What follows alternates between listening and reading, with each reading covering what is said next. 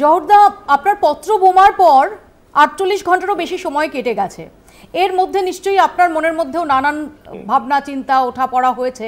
এখনো কি ওই পত্র বোমার প্রত্যেকটি শব্দ, সেই শব্দেই আপনি স্টিক করে থাকছেন? হ্যাঁ, ওটা পত্র বোমা কেন, আমি খোলাখুলি লিখেছি রে বাবা, আর কিছুই না, খোলাখুলি লিখেছি, বাস ওই অবধি। জহরদা, আপনার চিঠিতে আপনি সবিস্তারে বলেছেন যে কেন আপনি এই সময় ইস্তফার সিদ্ধান্ত নিচ্ছেন, শুধুমাত্র সাংসদ পদ থেকে না, রাজনীতি থেকেও। কিন্তু কেন? সত্যি কি শুধুমাত্র এই আরজিকর কাণ্ড এবং তার জেরে এই প্রতিবাদ, সেটা আপনাকে এই সিদ্ধান্ত নিতে বাধ্য করলো? না, এটা দেখুন, আমি প্রথম দিন থেকেই বুঝেছি রাজনীতি আমার নয়। হ্যাঁ, সেটা বাইরের লোকেরাও জানে। আমরা বাইরের থেকে এসেছি, আমরা সেরকম রাজনৈতিক আবহাওয়াতে বড় হইনি, রাজনীতি আমার জন্য নয়, সেটা আমি জানতাম। কিন্তু গেলাম কেন যদি আমার জন্য না হয়? আমি গেলাম এই জন্যেই যে আমি অনেক লিখছিলাম, অনেক কিছু বলছিলাম, কার কানে পৌঁছাচ্ছে আমি বুঝতে পারছিলাম না। হ্যাঁ, কলকাতার লোকের আনন্দবাজারে বা অন্যান্য জায়গায় আমার লেখা পড়েছে, টেলিগ্রাফে পড়েছে, অন্য। আমার যে উদ্দেশ্য, যার জন্য এই এই এই ক্যাম্পেইন চালাচ্ছিলাম, সেখানে যখন হঠাৎ আমাকে একটা সুযোগ দেওয়া হলো যে আপনি একেবারে সবচেয়ে উচ্চতর ফোরাম, সংসদে গিয়ে আমাদের হয়ে বলুন, আপনার প্রাণের কথা বলুন, আপনার যে কথাতে সেই কথার সাথে আমাদের কথা মেলে বলুন, বাংলার জন্য বলুন। আমি তখন হ্যাঁ বলেছি। হ্যাঁ বলে আমি গেছি, মেনেছি, ঢুকে আমি বুঝলাম যে রাজনীতির মধ্যে যে ডিসিপ্লিন বলো বা যেই কি বলবো, যার তার ওখানকার স্টাইল অফ ফাংশনিং কিন্তু একটু আমার পক্ষে অস্বস্তিকর, 1 নম্বর। 2 নম্বর হলো, আমি দলের সাথে আছি কিন্তু নেই মানে এই ঘটনাটাই ধরো, এই ঘটনাটাতে আমি তো একমাত্র এমপি যে প্রশাসন থেকে এসেছিল, আরেকটু বেশি আমাকে জিজ্ঞেস করতে পারতো, কেউ করেনি। তো বিভিন্ন রকমের কারণ ছিল, যেখানে আমার মনে হচ্ছিল যে আমার যা শেখার, যা বোঝার, আমার 3 বছরে হয়ে গেছে, আর পোস্টটাকে আঁকড়ে রেখে তার সুবিধা নিয়ে আমার কোনো লাভ হবে না, এটা বোধহয় ঠিক হবে না, বাস। তা এখন এই যে পোস্টের জন্য সুপ্রিম কোর্টের চিফ জাস্টিসও লাফিয়ে চলে গেছে, অনেক লোকেরা যায়, অনেক সাংবাদিক, অনেক এডিটর তারা চায়, অনেক লোকেই চায়। আমার মনে হচ্ছে আমি ওটা ছাড়াও আমি আমার মতো কাজ করতে পারবো, আমি সেই সময় ছেড়েছি। এই যে কেউ আলোচনা করলো না আরজিকর কাণ্ডের পর, আপনি দীর্ঘদিনের আপনার আমলার ক্যারিয়ার, এই রাজ্যে কেন্দ্রে আপনি দীর্ঘদিন সুখ্যাতির সঙ্গে বিউরোক্রেসিতে থেকেছেন, এই কেউটাকে যার আপনি যেটা এক্সপেক্ট করছিলেন যে আপনার সঙ্গে এই নিয়ে কথা বললেও বলতে পারতেন? এটা অ্যাকচুয়ালি কিন্তু সম্পূর্ণভাবে ঠিক হবে না, কেউ যদি কথাটা ব্যবহার করি। আমাকে উচ্চতর নেতৃত্ব থেকে আমাকে লোক পাঠিয়েছে, সিনিয়র লিডার পাঠিয়েছে আমার ওপিনিয়ন জানার জন্য। আমি ধরো কথার কথা আমি বলেছি যে প্রথম দিনেই বলেছি যে ওই ডাক্তারটি যার নামে এত রকমের অপবাদ, তাকে এক্ষুনি সরান, এক্ষুনি তাকে সাসপেন্ড করুন। আমি মানে এসে সবে কিছু না বুঝেই আমি ওই যেটাকে বলে অ্যাডমিনিস্ট্রেটিভ প্রশাসনিক ইনস্টিংক্ট, তাতে আমি বুঝেছি এই লোকটাকে না সরালে কিন্তু কোনো কোনো কিছু হবে না। তা আমি দেখলাম উল্টো হয়ে গেল, তাকে সরানোর থেকে বরং তাকে একটা অন্য জায়গায় দেওয়া হলো, তাতে আমি আরো কিরকম অস্বস্তি লাগতে আরম্ভ করলো। তারপরে আমি লিখলাম, পরপর লিখে গেলাম যে ওকে যখন ওই পোস্টে যেতে পারলো না, আমি তখন বেরিয়ে এসে একটা সংবাদ মাধ্যম আমাকে এবিপি আনন্দ ধরেছিল, আমি বলেছি না আমি টিভি দেবো না, বলে আপনার ফোনে বলুন। তখন ফোনে আমি বললাম, ওরা আবার ছবি টবি দেখে ছাপালো, মানে ব্রডকাস্ট করলো, যেখানে স্পষ্ট লেখা আছে এই ঘটনার 4 দিনের মাথায়, 5 দিনের মাথায়, যে এই ডাক্তারটিকে, এই ডক্টর ঘোষকে ইমিডিয়েটলি সাসপেন্ড করুন। তাতে আমি বুঝিয়েছি প্রশাসনিকভাবে suspension is not punishment, suspension is temporary removal. তাকে যদি সিন থেকে না সরান, সাসপেনশন যদি একটা কোনো দৃঢ় স্টেপ না নেন, মানুষ কিন্তু খেপে যাচ্ছে। আচ্ছা, এইটুকু যদি বোঝার ক্ষমতা যে কিছুই জানে না এই ঘটনাটার ব্যাপারে থাকে, আসলে আমার খারাপ লাগবে না? কিছুই করা হলো না, তাকে যখন ক্রিমিনাল কেসে অ্যারেস্টেড হলো, তখন সরকারি নিয়ম অনুযায়ী তাকে সাসপেন্ড করতে হবে। সেই সময় সাসপেন্ড হলো। লোকের এটা কিরকম ধারণা হলো যে ওর অনেক এই আছে, মদতদাতা আছে ইত্যাদি, এই আর কি। আপনি আপনার চিঠিতে একটা নেক্সাসের কথা মেনশন করেছেন, যে লবি নিয়ে বহু আলোচনা চলছে, উত্তরবঙ্গ লবি, সেই সম্পর্কেও সুনির্দিষ্ট ইঙ্গিত রয়েছে আপনার এই চিঠিতে। আপনার কি মনে হয় যে স্বাস্থ্য দফতরে এই যে ঘুঘুর বাসা রয়েছে বলে আপনি চিঠিতে মেনশন করেছেন, এটা কি আপনি আগেই জানতেন, না পরবর্তীকালে এই সম্পর্কে আপনি ইনফরমেশন পেয়েছেন, সেটা আপনি যথাযথ জায়গায় পৌঁছানোর চেষ্টা করেছেন কিনা একটু জানাবেন? না, স্বাস্থ্য দপ্তরে পোস্টিং নিয়ে গল্প দেখো, আমি 41 বছর চাকরি করে সব শুনেছি যে এটা হয়, এরা ঠিক করে, শিক্ষা দপ্তরে ঠিক করে। আমি আবার শিক্ষা দপ্তরও ছিলাম অনেকদিন, যে শিক্ষা দপ্তরে চিরকুট আসে, আমি বামফ্রন্ট আমলে ছিলাম তখন, সিলেকশন কমিটিতে চিরকুট চলে আসতো ইত্যাদি ইত্যাদি। তো এইসব কি কি ঘটনা হয়, কারা কারা করে, তার মোটামুটি একটা আন্দাজ ছিল।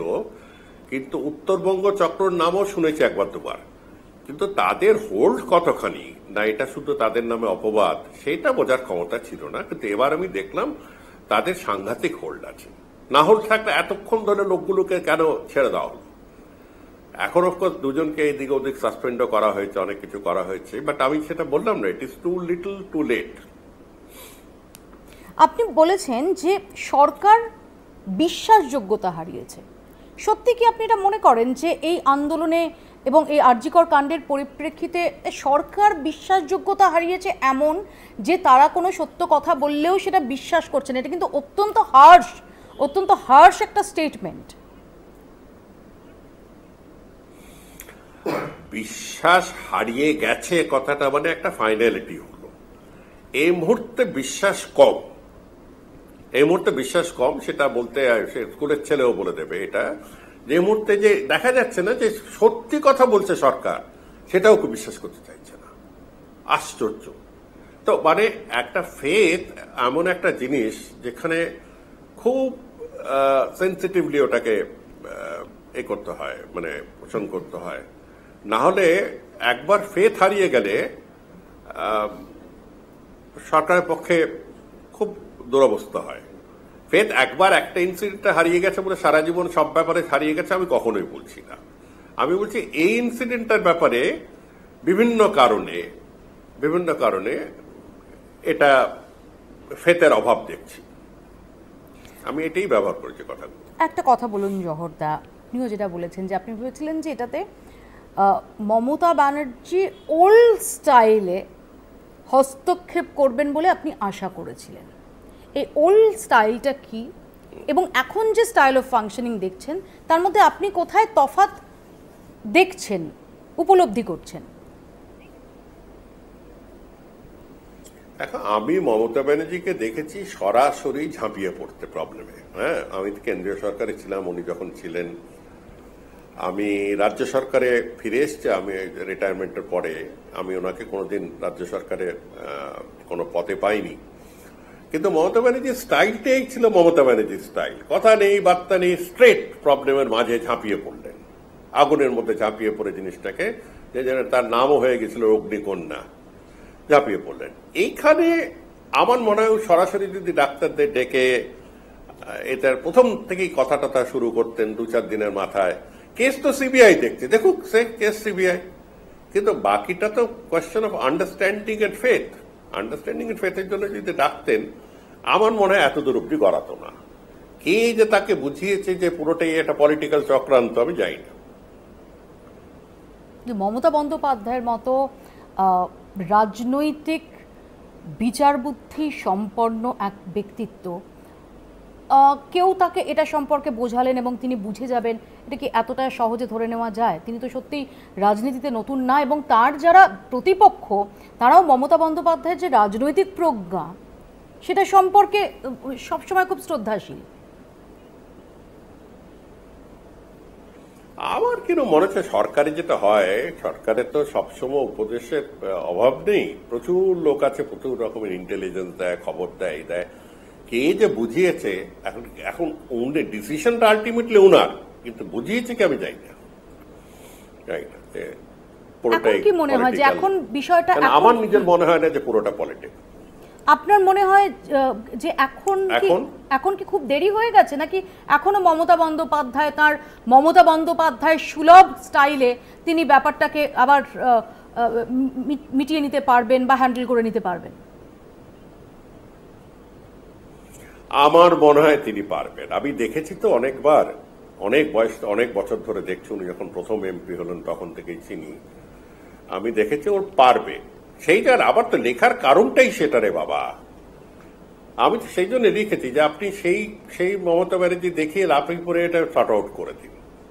তাহলে সেটার জন্য আপনি আর একটু ধৈর্য ধরলেন না, এক্ষেত্রে আপনি একটু অপেক্ষা করলেন না? এমনকি আপনি যেটা জানিয়েছেন যে মমতা বন্দ্যোপাধ্যায় আপনাকে ফোনও করেছিলেন, কিন্তু আপনি সে অনুরোধ রাখতে পারেননি।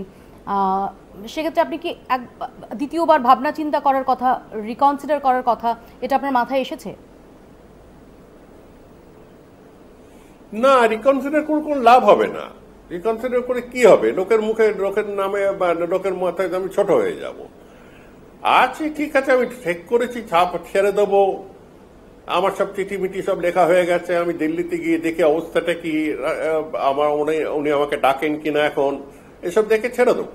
তারপর আমার বাড়ির জিনিসপত্র সরাতে হবে, ওখানেও তো আমার বাড়িতে জিনিস হয়ে গেছে না, সরাতে হবে, আরো প্রবলেম আছে, এইসব বিল হাবি জাবি দিতে হবে, অনেক, মানে ওটা জাস্ট এরকম নয় যে 1 মিনিটে এই আমার। যাই হোক, my decision is made up.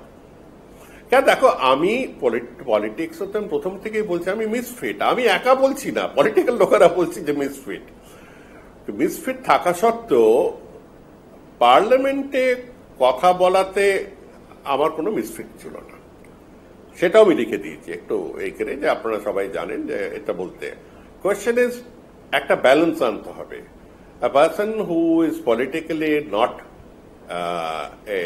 politically a flyweight, number one, politically a misfit, number two, but parliament performance খুব এফেক্টিভ, কতক্ষণ ধরে থাকা যায়, কতক্ষণ ধরে? অনেক লোকের অনেক ধৈর্য আছে, আমার ধৈর্য করতে, আমার 72 বছর বয়স হলো, কতদিন আর এইসব করবো?